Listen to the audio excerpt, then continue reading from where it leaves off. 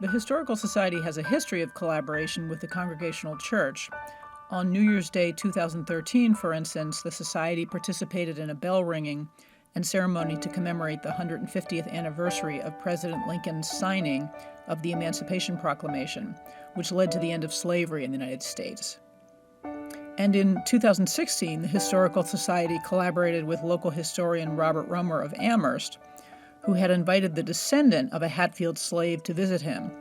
The slave was Amos Newport, whom Bob Romer had researched and written about, and the descendant was Alyssia Bailey of Atlanta, who learned of her ancestry from an article of Bob's posted online.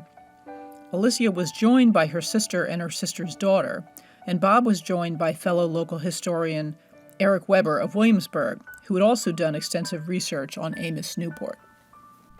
She arranged to have a visit to Hatfield, and the Historical Society made the arrangements for her and her sister and her daughter to come and visit the parts of Hatfield that the slave Amos Newport may have walked in the mid-1700s. So she came up, I think it was a February day, and they walked Lower Hatfield, and they ended up at the church, all of us, where we were gathered together and decided to ring the church bell, which was a lot of fun, really, because you figure that ringing the church bell is just, a matter of grabbing a rope and pulling the bell. But of course, this thing weighs 2 tons, and it's quite an exercise in strength and endurance.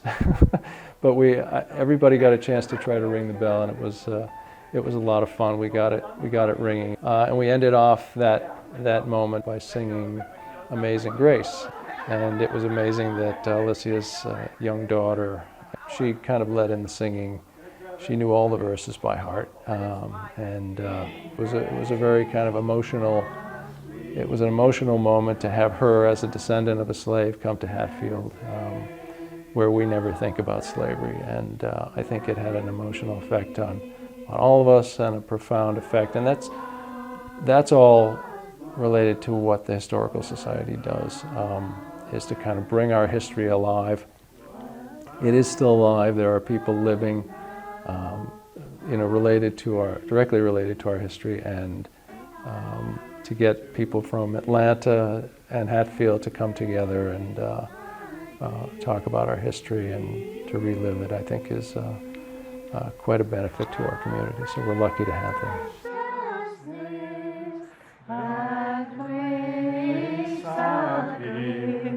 We